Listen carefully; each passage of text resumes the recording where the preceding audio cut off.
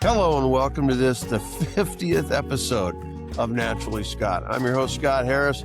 I'm as surprised as anybody that we've made it through 50, but we have, and I'm looking forward to the next 50. But before that, we're actually going to do this one, and this one is with Chad Nelson, who is the CEO of the Surfrider Foundation, and we're going to find out what Surfrider is, what their goals and history are, and I think you're going to be interested. It's fair to say that it's an activist organization. They get out there and are fighting for things that they think are important. I happen to agree with most, if not all of them. When you look at their mission, they highlight 5 different things. So let me read that list. Plastic reduction, ocean protection, beach access, coast and climates, and clean water. Things that I think is kind of hard to fight. Their biggest battle right now is with the current administration. Hard to have a discussion about activism without a little bit of politics seeping in. But the current administration is trying to open our federal coastlands to new offshore drilling. And not surprisingly, an organization that was birthed from the enthusiasm of surfers is against that. So we'll talk a little bit about that. They have over 100 different campaigns going on right this minute in areas where they are trying to make the country a better place. And so I think you'll enjoy the conversation with Chad, and I appreciate you listening to it. I appreciate you sticking with us through the first 50. So have yourselves a great day. Stay safe, stay curious, enjoy the conversation. Goodbye. Welcome to Naturally Scott. I'm your host, Scott Harris. And before we get to our guest today, I just want to say thank you. Today turns out to be our 50th recorded show, which I think is pretty bitchin'. I mean, we just started this about 3 or 4 months ago. And the gentleman I'm going to be introducing soon continues the string of amazing guests that we've had that are doing some great work in conservation and nature. And I'm excited about it. But just one brief moment, quick little pat on my own back. We hit 50, which apparently is quite a benchmark for podcasters. Most of us have given up by then or run out of guests or ideas.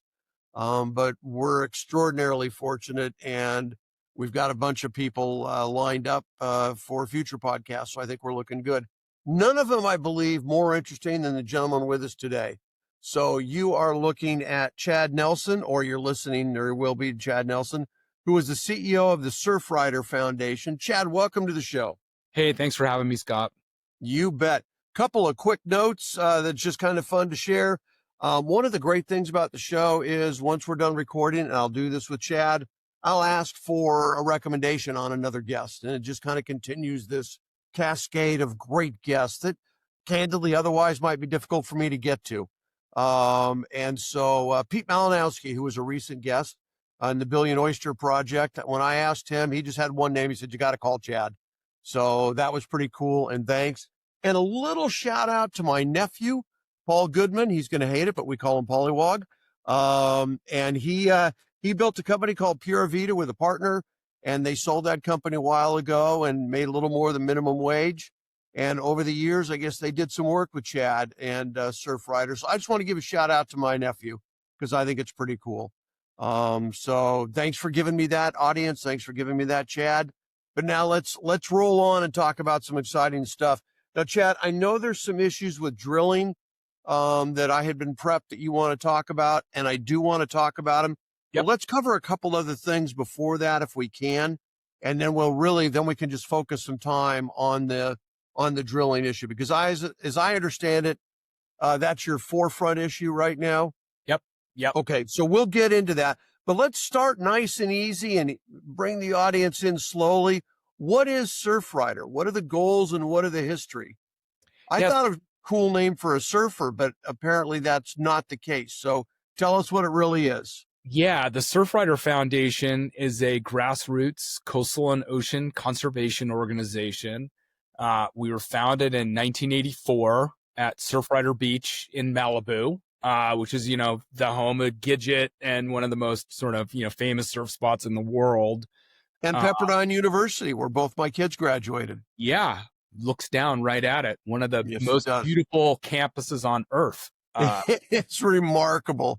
It's a good school anyway, but even if it wasn't, I think people would want to go there. Yeah, location's hard to beat. Yeah, yep. So, Surfrider that was founded, a little over 41 years ago. And the goal at the time was to protect water quality and beach access for surfers. because surfers back then weren't taken very seriously and weren't part of the decision-making processes. And we were losing surf spots, and surf spots were being altered and polluted. But And you were losing them to who?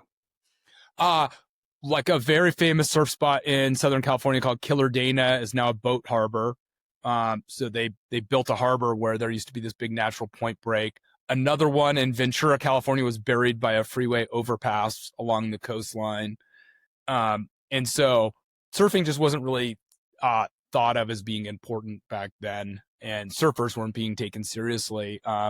But over time, our missions really expanded because, we went from protecting surf spots, protecting coastal communities, protecting the ocean. Now it's a global movement to protect our ocean waves and beaches. Okay. And just as a side note, is surfing and surfers taken more seriously now? Yes, they really are. I think I don't think we would lose a surf spot like Killer Dana in today's era. There's surfers are organized. I mean, Surfrider was one of the first nonprofits focused around surfing and ocean conservation, and now there are dozens around the world. Okay. Now, for me, I was born in Redondo Beach and did a tiny amount of surfing. I don't think surfers would count it as surfing. But nonetheless, I, paddled out and tried to impress the girls, and then moved up to Ventura County in '69 and lived there until 2020. Oh, wow. And so I'm very familiar with the surf spots in Ventura and some of the battles that have gone on. And when we get to discussing the drilling, the oil rigs and stuff right off the coast. And so I'm really excited about this. But again, before we get to drilling, I took a look at your mission. And it appears that you highlight 6 different areas. So I'm thinking we can just kind of walk through each one. Yep. And touch on them. And I had a question later in the show, but I think it's better to talk about it now. I also studied and found that you've got about 100 different current campaigns going on, I guess, at any given time. So maybe as we go through each of these 5 areas of your mission, you can kind of tell us a little bit about the highlights, right? Absolutely. Okay, so let's start with plastic reduction. That's a big one. It's kind of hard to think that there are people out there that don't agree that we should reduce the amount of plastic in the ocean, but tell us what we're dealing with in the ocean and on the coast. Yeah, in the early days, we used to pick up litter on the beaches, and we still do a lot of beach cleanups. And the impression was we were picking up plastic that was littered by beachgoers, left behind, like you'd find in a park, right? Give a hoot, don't pollute type thing, right?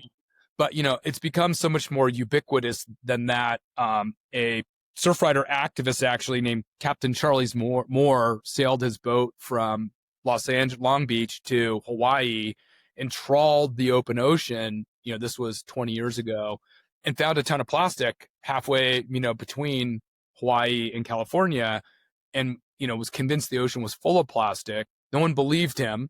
And, he started doing research, and, now we know that our entire ocean is full of plastic. And that's a relatively new understanding. And now we're finding it, at the top of Everest, at the bottom of the Marianas Trench. So we've done a really good job, fortunately, of in one generation polluting the entire planet with single-use plastics. Well, we are a talented species, by the way. We're no task too big. So, I've read about, and I've even seen some pictures of these huge plastic islands floating around the Pacific Ocean. Yeah. And it's not necessarily like an island like you can see from a satellite. It is an area of high concentration.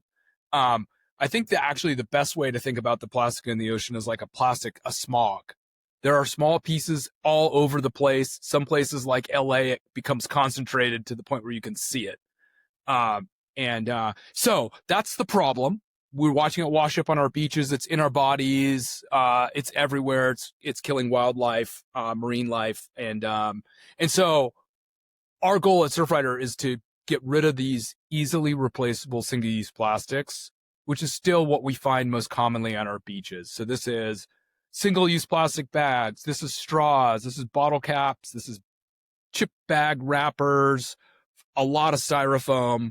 And so over the last about 20 years, we've been banning these single-use plastics. We've passed over 300 laws and policies to get rid of them. No more single-use plastic bags at the grocery store. opt in for utensils and takeout. And so our chapters, these are these campaigns, we may be trying to, it started with banning single-use bags in Laguna Beach and in Manhattan Beach and Redondo Beach. Then we got the state of California to ban them.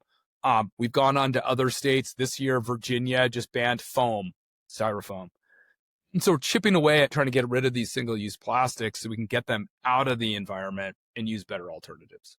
So what is the counter? You do hear people say, okay, we eliminate, let's say, single-use bags, and we replace them now with generally paper bags, although we're hoping that people get long-term bags, and bring them to the grocery store and stuff. But I mean, it seems like a lot of these things are a balance, right? You get rid of single-use bags, and now we're burning through a lot more trees. And so then you talk to some forest conservation people, and they say, well, that puts a lot of pressure on the trees.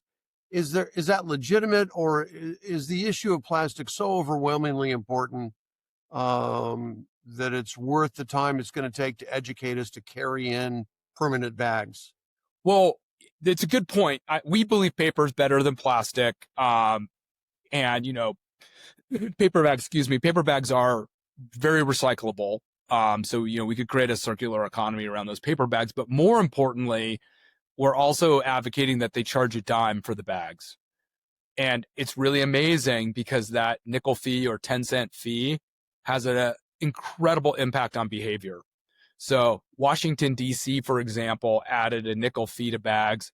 Bag use dropped. They didn't get rid of the plastic ones. They just added a 5-cent fee. Bag use dropped 70%. So that little economic incentive can change behavior, and that gets us towards the reusable bags. So we won't do it to save the earth, but we'll do it to save a nickel.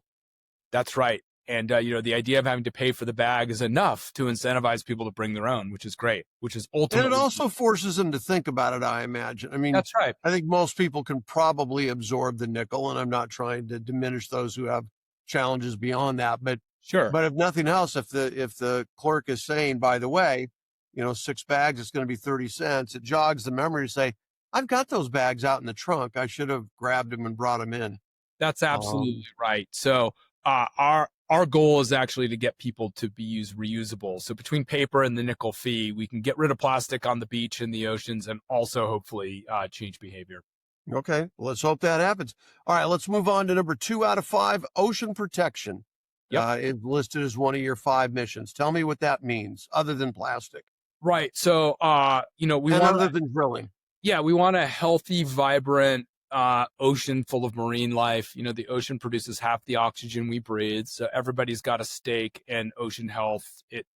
20% of the world's primary source of protein comes from the ocean, and so we need a healthy, thriving ocean for a bunch of different reasons. There's incredible wildlife, as you know, in the ocean that we want to protect too, from whales and dolphins to seabirds to marine mammals and everything in between. So for us, when we think about ocean protection, we focus on marine protected areas, which are like parks for the ocean. So establishing areas that are protected and managed like a national park. And then also trying to oppose negative things in the ocean like drilling, which we'll get into. And then something that's really interesting that sits in between is offshore renewable energy. So wind and wave energy offshore. And we think that's important to create renewable energy, but we also want to make sure it's done in a way that is sensitive to other ocean uses, whether it's fishing or ocean recreation, and done in a way that's not going to harm marine life. And can that happen? I think it can. Wind energy is nascent in America. There's a couple wind energy projects off of New England, but places in Europe, the North Sea off England have been doing this for decades without seeing significant impacts. Okay. All right. Well, that's great news. Third one is beach access. When I think of beach access, I generally think of surfers and beach visitors versus millionaires in Malibu. But what is beach access? I mean, when I lived in Southern California, we read all the time about illegal gates going up and security guards pretending they had power that they didn't. Is that what you're talking about? That is what we're talking about. And so the beach and the ocean are both public commons, right? These are places that are open and accessible to everyone, but you got to be able to get there. So you can think about access in two ways. Vertical, we call it vertical access, which is across the land to get there. It's often at the end of a street. There's a set of stairs. But this is like the conflicts in Malibu, and they're taking place in Maine and Rhode Island and Florida, all over the country. That front row is very desirable property. And so there's a lot of people who are trying to close down that ability to get across their property to the beach. There's a lot of laws that protect public access around the country. California has one of the strongest. And we have access, to the high tide mark? Yep. Sort of the wet sand is what they call it. Most Okay. places you also have the dry sand through various easements. And then there's lateral access, which is the ability to walk up and down the beach. So, you think about getting across the land to the beach. And then once you're on the beach, you want to be able to walk along the shoreline. So we fight for both of those. And we also want to make sure that there's recreation allowed. So historically, in places like New Jersey and New York and Massachusetts, surfing wasn't allowed. And so in some places, we've opened up beaches to allow surfing as well as getting to the beach. So how is surfing restricted on common ocean land? Well, they would say, hey, no surfing's allowed at this beach. The lifeguards would enforce that. And, it's interesting in places like in California, where there's heavy ocean use, they actually separate surfers from swimmers for safety reasons. And that's worked pretty well.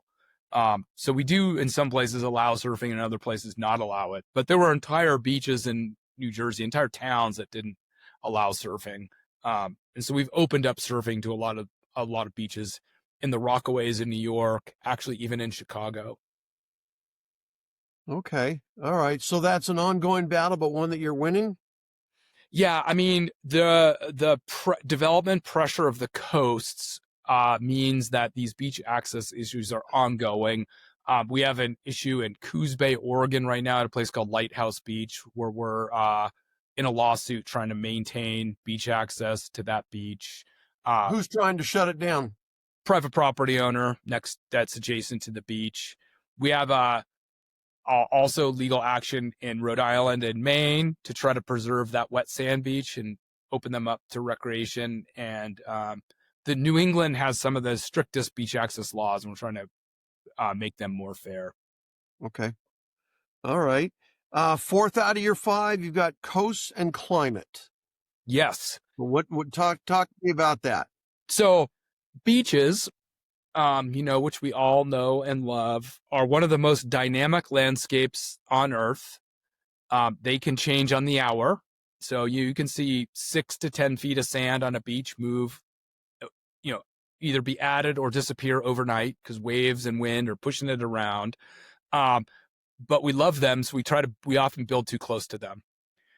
So we have these coastal erosion issues all across the country. I mean, famously this fall, houses in North Carolina were falling into the ocean during a stormy time period, entire homes crashing into the ocean. And so I have to stop you for a second, Chad. Last week I was up on Corolla Island, which isn't really an island, but it's the northernmost part of the Outer Banks in North Carolina. And I've been there a number of times. I'm working on a new book, and one of the chapters about the colonial Spanish Mustangs that live exclusively on that. You know them. Okay. Yeah. So at Duke and spent a year out on the Outer Banks. Okay. Fantastic. Well, it's one of the most beautiful places on earth, and seeing a Spanish Mustang at sunrise on the beach, which I did maybe a week ago today, it's life changing, I think. But nonetheless, as we were driving down the beach, which is you have to have 4-wheel drive, but you're allowed to drive on the beach. Yep. And I've been there a number of times. This was my 6th or 7th visit out there. And this is the first time that there was a house blocking me, where you had to go inland and work your way around the house, and the waves were crashing against the pilings. And, I didn't see anybody there. There didn't seem to be evidence. And I don't know if it's been blocked off. But you can bet that'll be the next one you see. The next big storm that hits, that'll be the one you see in the news. I'm going to look at it and go, honey, that was the house I was telling you about. That's right. Yeah. So we built too close to the shorelines. In many cases, we've cut off the sand supply through development. So we've paved the watersheds. Beaches are usually supplied by sand, by rivers and erosion tropical beaches are actually supplied by sand by fish, parrotfish, which is, and eating coral reefs. Um, but and sea levels are rising due to climate change. There is no climate change. Yeah, that's what they say in North Carolina. Uh, South um, Carolina. yeah, but the sea levels have fluctuated historically by hundreds and hundreds of feet. There are Native American villages off California that are underwater that were established during the last ice age when sea levels were much lower. We're now accelerating sea level rise through climate change. We're seeing increased sea level rise. And so between building too close, cutting off the natural sand supply in sea level rise, we're starting to see this conflict where the ocean is rushing up on human development, just like that house you mentioned. And so our choices are basically threefold when we encounter those problems. We can put up a seawall, we can armor the beach, protect the property, but we'll lose the beach, the surf, which is detrimental to, shorebirds, ocean recreation, everything. So that's everybody except maybe that particular homeowner. So that's not a great solution. We can pump sand on the beach, called beach replenishment, which we do up and down the East Coast in particular. Big projects post Superstorm Sandy. That buys us some time. It can supply the beach with sand. It's incredibly expensive. It's usually funded federally, so it's our tax dollars at work. It inevitably washes away because the coast is seeking some sort of equilibrium. Or third, we can move back from the coast, called manage retreat or coastal adaptation. And that's arguably the best thing to do, but is really tricky because we're talking about private property, we're talking about people's homes, or we're talking about infrastructure like roads, and so that's not easy to do. But up in Hatteras, the lighthouse, the famous Cape Hatteras lighthouse, years ago was moved back from the coast. And we have a really cool project at Surfers Point in Ventura, where we just did a big nature-based coastal adaptation project where we moved the whole coastline back about 200 yards, rebuilt the beach to kind of mimic nature. And it's a shining example of what a healthy coastline could look like if we adapt. Did you have to move any homeowners or businesses? Not in that case. Well, the land is actually owned by the county fairgrounds, so it's county property. There was a bike path and parking, so there was infrastructure that got moved back. But the county fairgrounds was a willing sort of partner in the project. It's tougher when it's a house. Yeah, I was going to say, do you have any successes where you're moving private businesses or homeowners? You talked about the value of that first row of houses. Yeah. Those people are probably reluctant to give those up. Have there been any eminent domain efforts made, or? There have been a series of things that have happened. There's been eminent domain, but not very many because it's expensive. There are places like in Pacifica in Northern California, where houses have been condemned and fallen into the ocean off the bluffs. So your value of your house can go up and up and up, and then all of a sudden become zero if you wait too long. So there's that risk. There's been different efforts at buyouts to try to buy out homes, and so but nothing has been done, I would say, successfully at any major scale yet. Yeah, I can't even imagine what it would cost to buy out Broad Beach Road in Malibu. Yeah. I mean, that would just be extraordinarily expensive, and I don't know who's going to foot the bill for that. No, and on the flip side, there's been an effort. So if the front row homeowners build a seawall and the public beach is gone, there's been efforts in California to actually require those homeowners to pay for the lost beach. So, how do you establish a value of a lost beach? Yeah, they've done it. They know how much a sort of average visitor spends when they come to the beach, and the sort of the value of that beach experience. They can multiply that by the number of visitors over time and establish a value. Wow.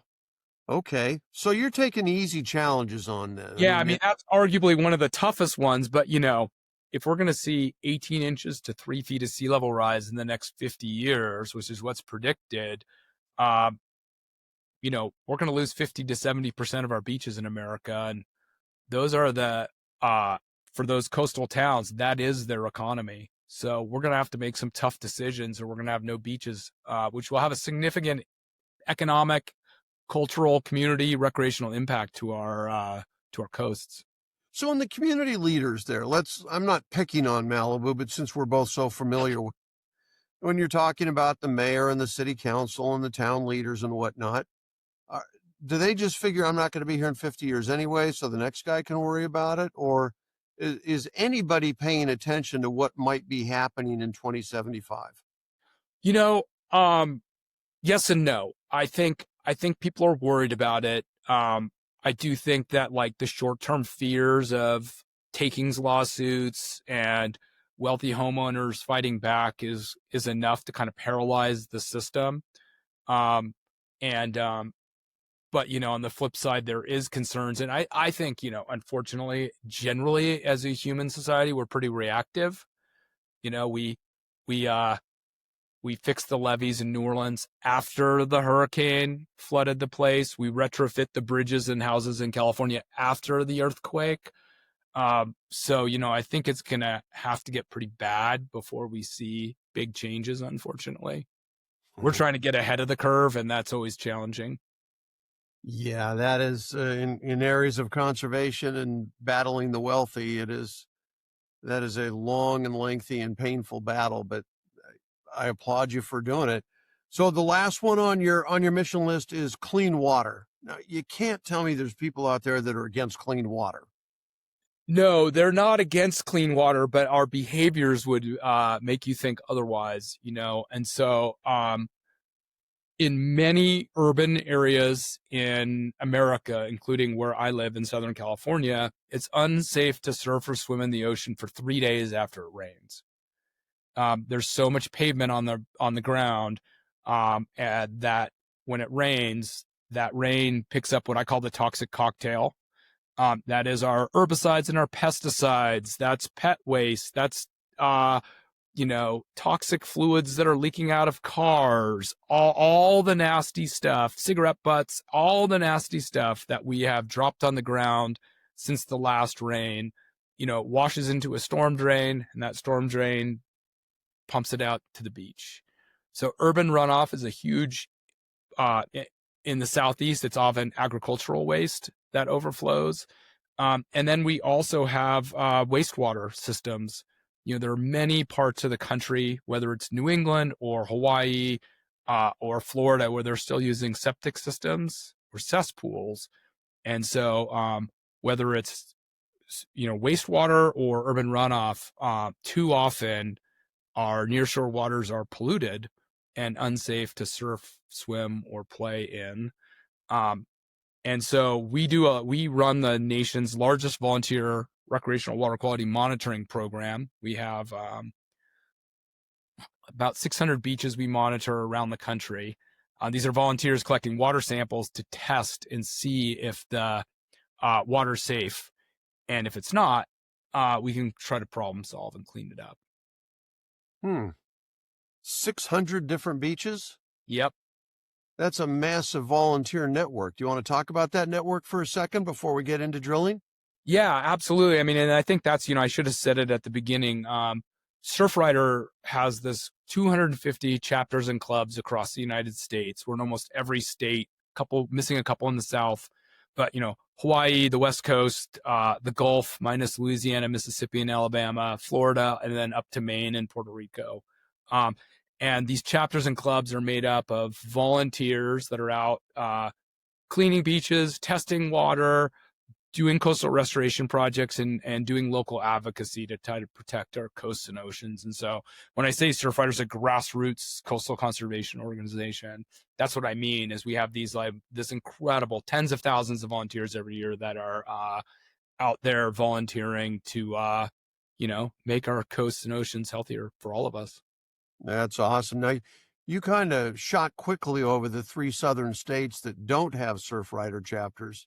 Tell me why they don't. Why doesn't Mississippi have Surfrider chapters? Yeah, it's a great question. I mean, I would love to have the whole. We also have the Great Lakes, so we have chapters in Illinois, Ohio, Michigan. Okay. But I would love to get coverage down there. Our chapters are formed by volunteers. So it means we need a group of people in a community that are willing to get organized and do the necessary steps to become a formal chapter at Surfrider. We had a New Orleans chapter. New Orleans is or Louisiana is an interesting state. It doesn't have a lot of sandy coastline. It's mostly wetlands. There is Grand Isle, which is a Outer Bank kind of off Louisiana. And we had a Grand Isle chapter. And, I would love Mississippi and Alabama have beautiful beaches. Yes, they do. I would love to have Surfrider chapters down there. It's just a matter of having some volunteers down there that want to get organized. It will happen someday.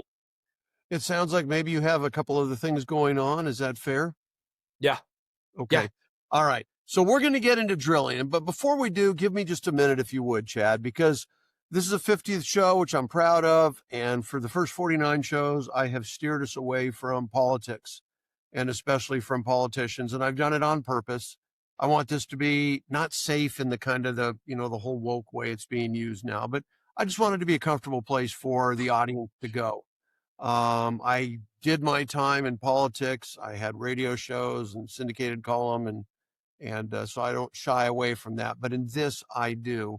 However, you can't stick your head in the sand fully. And as I understand it, the current administration is taking some steps and making an effort to open federal waters to new offshore drilling. Is that fair to say? Yep. Okay, so without getting into the whole I hate him or I hate her thing, the practical reality is that we have an administration that is making an effort to open up some of our oceans to new offshore drilling. And Surfrider, not uniquely, but Surfrider does not think that is healthy for the oceans or for the country. Is that fair to say? That is fair to say. Okay, as a matter of fact, I think your tagline is drilling is killing. Yep. So you've gone with a really passive, subtle tagline there. Is that the approach? Yeah, So we're serious about it. Yeah, well, and I get that. And having spent, 62 of my first 68 years living on the beach, or within a couple miles of the beach, I get it. I understand it. I've seen those battles. I've been a part of a couple of them. But for the audience that's in the Midwest, and is looking at healthy costs of fuel to warm their homes this upcoming winter, and we have access to more fuel, and we're reading about troubles in Venezuela and Ukraine and whatnot, and we're told we don't want to drill in Alaska, which I agree with. Tell us why, and I know you deal with this every day, all day, so it seems very obvious to you, but tell the audience why Surfrider and so many others believe that offshore drilling is a net negative. Yeah, absolutely. While this may be a little political, I want to be clear that actually both Democrats and Republicans over the decades have proposed drilling off the coast. Obama wanted to open up areas off of Virginia. So we have opposed offshore drilling for decades, regardless of who's in office. Anyone who wants to, we sued the Biden administration over drilling in Texas. So it's not a partisan issue for us. It's more about protecting our offshore coasts and our coastal communities. But is it a universal issue? Do you just flat out don't believe in any new offshore drilling off the United States? Yeah. Yeah. And I'll tell you, that's your position and policy. That's right. So there's no way to mitigate your concerns. And Surfrider says, you know what? You're far enough offshore, or you're out of the shipping lanes, or the whales don't breed there, so drill away. There's no exception to your position. You know what they were saying the day before the BP spill in the Gulf? They said new technology made drilling 100% safe. And then you're suggesting it's not. And then it took them 87 days to plug the spill they caused, and obviously an economic and ecological disaster, which we're still recovering from decades later. I have a friend who works for NOAA. He specializes in deep sea coral reefs, and he's probably got another 20 years before he thinks he can help restore deep sea coral reefs to the Gulf. So drilling is also spilling. We have never, no, there's no drilling in the world that's gone on that hasn't spilled. And drilling, offshore oil and gas drilling has impacts at every stage of the way. So the first thing they do to find the oil is something called seismic testing. They basically sonogram the ocean floor. They use huge explosions every 7 to 10 seconds that are loud enough to penetrate miles of seafloor. They go on for 24/7, 365, and kill marine life from whales to plankton and everything in between. So the hunt for oil is an ecological disaster for the oceans. Once they start drilling, they dredge up tailings. They use chemicals to lubricate the drills, so they pollute the seafloor. Drilling requires extensive coastal infrastructure, so refineries, ports, and industrial infrastructure on the coast, which impacts coastal communities. And then the thing that we mostly think about is the spills. These things spill all the time. The environmental movement in the United States was catalyzed partly by the 1969 Santa Barbara oil spill, which polluted 3 million gallons of oil. 1989, we had the Exxon Valdez spill, famously up in Alaska. That was a total. I was just up in Valdez a few months ago, and one of the most beautiful places I've ever been in the world, by the way. Spectacular. But it is still not fully recovered. That's right. You can still lift up rocks in Valdez and find oil under them. 37 years later. In California, in my lifetime, there's been 5 major spills. Another one in Santa Barbara in 2015. One in my hometown, or near my hometown, Huntington Beach, Newport Beach, just 2 or 3 years ago, when a pipeline was snagged by a boat and spilled. So it is a dirty and dangerous building. The BP oil spill also killed people. So not only does it kill marine life, it's a risk to the people involved. So those are all the reasons why we think offshore drilling is a non-starter. Okay, so do me a favor, play devil's advocate for a minute. Why am I supporting? Why did Obama or Biden or Trump or the administrations? I understand the profit motive for BP and everybody else, but what is the rational reason that people say this is the best alternative we have available? I think the rational reason is, I think the elected officials are doing it because the oil and gas lobby is massive, and they're being pressured to, support the people who are supporting their political. I certainly hope you're not suggesting that elected officials are susceptible to lobbyists and money. They certainly are. That would be stunning for me. The oil and gas industry is one of the most profitable industries in the world, and they spend, they're usually in the top 5 spenders in lobbying folks in DC.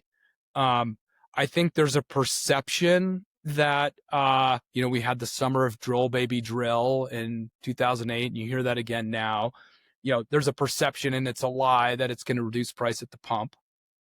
Why is it a lie? Well, oil is a global commodity. So if they drill offshore California or Alaska, Chevron or Exxon or whoever drills for that oil, they do not necessarily have to sell that to the United States. They put it out on the global market. Prices of oil are controlled by the global market. So you hear about OPEC either increasing production or decreasing production to alter prices. So it's not going to reduce price at the pump at all. And the United States is we're already energy dominant. We are the number 1 producer of oil and gas in the world, and we have been for quite some time. And so we're already exporting more than we use. So I don't know how that makes us more independent than we already are. So those are the reasons against it. I think, I think there's these perceptions that if gas prices go up, then it's politically expedient to say I'm solving this problem by drilling. I think, Biden less so had this kind of all of the above strategy. So they were trying to negotiate oil for renewables. So I think that was more of a political negotiation strategy. And in the meantime, Explain what that means, oil for renewables. he was saying, hey, I have an open mind. I am going to explore all opportunities. Maybe I'll allow you guys some offshore drilling if you'll vote for some funding for renewable energy. So when the Inflation Reduction Act was passed, which was the funny name for the largest climate bill ever, Manchin, who was sort of the linchpin of that, his negotiation was, hey, I'll support all this money for renewables if you give me some things for oil and gas and coal. So that's what I mean by a political negotiation. Meanwhile, the cheapest and fastest source of new energy is solar and wind. So our argument is, and I didn't even talk about climate change, You're welcome to. Yeah, which is the other factor. So, we're already racing past that sort of 1.5 degree sort of threshold that's going to cause major impacts to the oceans and to our climate. And so we need to stop burning fossil fuels and get to renewables much more quickly than we are. And do you think that's realistic? I do. We are already well on our way. The vast majority of new energy being produced in the United States is renewables. And we're actually seeing the emissions in the United States start to decline. They're just not declining fast enough to we're in a race against time versus just trying to get off these things. And if you're a data center that needs new energy, the quickest way you're going to get it is with solar and wind. So the market is now taking care of itself. My prediction is, we're going to see massive expansion in renewables and a slow decline in fossil fuel energy, just because it's faster and cheaper. Do you guys have a position or a policy regarding nuclear power? We don't have a position on it. I do have a story about it, which is a cautious tale. Our headquarters is in San Clemente, California, which is about halfway between LA and San Diego. Just down the street, probably 10 miles from our office, maybe less, is the San Onofre Nuclear Generating Station. Sure, just to the right as you're heading south on the freeway. Yeah, it's like two big breasts. Famous surf spot right below it, San Onofre Surf Spot, one of the oldest surf spots in California. So that power plant's being decommissioned because it was more expensive to maintain than it was producing energy because it was old. And there's 3.2 million pounds of radioactive waste sitting at San Onofre, and there's nowhere to take it. When that nuclear power plant and others in the country were built in the late 60s and early 70s, the plan was to create a federal nuclear repository somewhere safe where we could put all of our nuclear waste. Well, that's never happened. So at Songs, the generating station, San Onofre generating station, and maybe 40 other sites around the country, there's what they call stranded nuclear waste. So now we have this waste that's cooling. It's going to take decades before it's cool enough to move. To move it, they're going to have to build a rail line because it's the only safe way to move it. And there's still nowhere to take it. So when someone says, hey, nuclear is a great idea, I'm like, well, if you can help me solve this San Onofre problem, I'm all ears.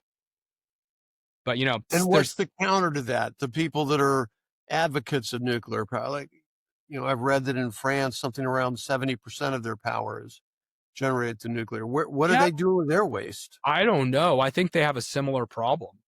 We're at this 50-year time frame when all these things were built in the 70s, and we're coming up against their useful life. And I haven't seen a solution out there. I know people are very. Look, nuclear is it's carbon free, so it's not going to impact climate change. That's great. Uh, it's arguably infinite. That's great. But we've got a massive nuclear waste problem, that we're dealing with every day. Or we're not dealing with. There's 30 million people who are within 100 miles of this thing, all of whom could be at risk if if there's an earthquake or a tsunami or a meltdown. So that's the real. You don't have that problem with wind farms or solar farms. Okay. And they're slow and expensive to build. There's a lot of talk about new modular, lower sort of radioactive nuclear plants. Great. I haven't seen one yet. All right. Well, all right. So talk to me about the ongoing battle. Where is Trump's administration or whatever department it is that's proposing this? Where are they proposing the offshore drilling? Yeah. So there's a 5-year leasing process that's conducted through the Bureau of Ocean Energy Management. Used to be called MMS. They changed their name. It's inside the Department of the Interior. So every president has the opportunity to release a 5-year drilling plan. Biden had one, Obama had one, Trump had one before, on and back. And they propose some areas that could be open for leasing, and then it goes through a process. So Trump's first administration, he proposed opening all coasts of the United States to drilling. It was massively unpopular, and there was a lot of pushback, and that plan just was mothballed, so nothing happened. This time, they came out with a proposal right before Thanksgiving to open up the entire California coast, huge swaths of Alaska, and sort of the eastern Gulf of Mexico. So areas kind of there's an area already full of leases where we see a lot of drilling south of Texas. This would be the areas kind of between there and Florida. Okay. The plan's massively unpopular. Governor DeSantis, the Republican governor of Florida, has come out opposed to it. All of Florida's representatives, Democrat and Republican, have unanimously opposed the plan. So massive bipartisan opposition in Florida. And that's because, for the same reasons everywhere, it poses a risk to wildlife. It poses risks to fishing. It poses risks to coastal recreation and tourism economy, which is 8 to 10 times bigger than the oil and gas industry. So it puts it puts at risk a number of things that everyone in Florida cares about. That's true in California and also in Alaska. So there's a public comment period that's open right now that ends on January 23rd, which is kind of the second phase of this BOEM process. So we're encouraging folks to contact the Department of Interior and tell them what they think about this plan, which they can do on our website. Many others are doing the same. And we will then, the Bureau of Ocean Energy Management will take those comments and come out with a second phase of the plan. So we'll be watching this kind of slow, methodical process evolve over 26. One thing I'd note is earlier in this fall, the plan was leaked. And the plan included the Atlantic. And because there was so much opposition, bipartisan opposition to the plan in Trump's first term, and folks in the Mid-Atlantic and the Eastern Seaboard were so vocal when they saw the plan leaked, that got stripped from the plan before it was released. So fortunately, the Atlantic isn't under threat. Although I think the way the currents work, if there was a spill in the Gulf, it could wrap around Florida and come up the eastern side of the seaboard there. But it's also just illustrative of how unpopular this is for coastal communities and coastal states. So what would you, let's say it goes through, let's say it keeps moving forward against public opinion and off it goes. How soon could they start drilling? I mean, what's the timeline here? Well, there's a couple considerations, and I don't pretend to know them all, but these are leases. So this provides it's like a mining claim, right? So this provides an opportunity for an area to be drilled. So it opens up a leasing process. So then those leases have to be acquired by someone who has to drill for oil. So I imagine those leases will be challenged. And then it would require actually a drilling project to be conducted. So that would mean that they need permits to actually drill for oil itself. So I imagine if these leases are opened, they will be fought every step of the way.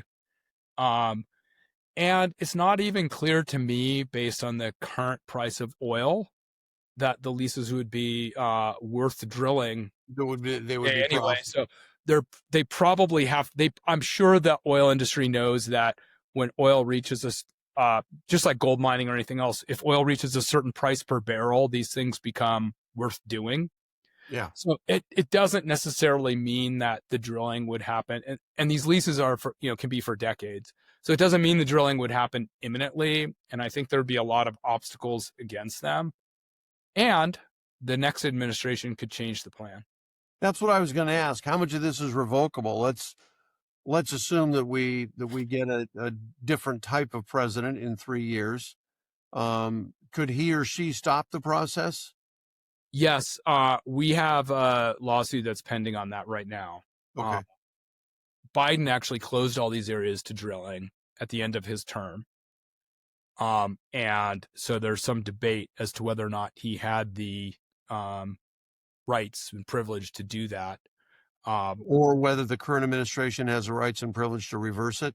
Right, exactly. So that's being debated in the courts right now. There is a history of presidents closing areas. There is not a successful history of presidents opening areas that were closed. So we're marching through a process where we're debating whether or not this is valid. Okay.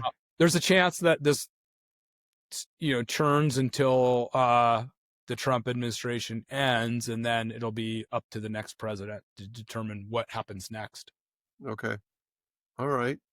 What other issues are you guys dealing with as we wrap up today's episode? What else do you want to share? What other challenges are we facing that you think are coming up in the future that maybe aren't on the front page yet, but might or should be? Yeah, I think, all 5 of those issues that we discussed, that we walked through, are all relevant and significant in every coastal community in America. There's beach access challenges, there's coastal erosion challenges, there's challenges with water quality and with plastic pollution. And, Surfrider's feeling is what we really need is people who love our oceans, waves, and beaches, our coastlines, and our coastal communities to get civically active in those issues at the local level, at the state level, and sort of at the federal level. And so we're tackling, we have plastic pollution laws in states like New York and, Florida that we're working on. We have local issues. We're trying to restore coastal habitats and adapt our coastlines in Oregon and Washington. And so there are local issues happening everywhere. And we encourage people to get involved with Surfrider or some other local group to protect these areas. Okay. So, and this may not be a fair question, and push back if it isn't, but it is designed to put you on the spot a little bit. All right. But not in a confrontational way, just so Yeah. we're clear. But if you had the power to either remove or add a single federal regulation with regards to any or all of these policies, you could only do one, what would you do? I would pass a federal law to prohibit oil and gas exploration in all U.S. waters for all time. So that was my way of saying, what do you think is the single most significant or important issue? And your answer then is offshore drilling off the United States coastline. That's the biggest threat currently. And if I had to pick a second one, it would be, I just don't have as concise of an answer, but it would be. That was a good, concise answer, by the way. Yeah, thanks. It would be around figuring out how to use nature-based solutions to adapt to coastal sea level rise. I think that's going to be the thing that is the biggest threat to coastal communities and coastal recreation moving forward. I just don't have a nice, clean federal law to solve it. Okay, fair enough. And before we close up, I forgot to ask you, are you an ongoing surfer? I am an ongoing surfer. I've been surfing for about 45 of my 55 years. I'm trying to keep it going, and I still try to surf about 100 times a year. That's fantastic. Congratulations to that. For the audience out there, if you're listening to us, and Chad, we're available on all podcast platforms. So whether it's Apple or Spotify or whatever it is, thank you for listening. And if you have questions for me or questions for Chad that I can get to him, my email is scott@naturallyscott. And I'm throwing it up on the screen now. So if you're watching on YouTube, jot it down and send a note. And to Chad's point, if you can get involved and get active and write some letters or phone calls or send a couple of bucks in, it all makes a difference. And even if you're living in Ohio or Nebraska, these coastline issues are massively important to the country overall. Now, Chad and I were born and raised on the coastline, so we feel it a little more intensely, but it doesn't make it any more or less important to any American. So if we can do that, let's do it. Now, we close up every show, Chad. I ask my guests to recommend a book, something nature-based, that they think the audience would enjoy and benefit from. So what do you got for us? I told you I was going to do a book, and I changed my mind, so I'm going to give you a surprise. See, I give you an hour, and now look what you've done. Yeah. So the book I would recommend is called The Barbarian Days by Bill Finnegan. I'll throw the cover up on the screen. He won the Pulitzer Prize for the book. And it is a fascinating tale of his early adventures traveling the world, finding new surf spots. So it's really a sort of an autobiography about surfing, but inherent in that is surfing takes place in the most magical places on the earth. And so, to be surfing is to be connecting with nature. And he surfed all over the South Pacific, islands throughout the Atlantic Ocean, East Coast of the United States, West Coast, Europe. It's a fascinating tale, and I highly recommend it.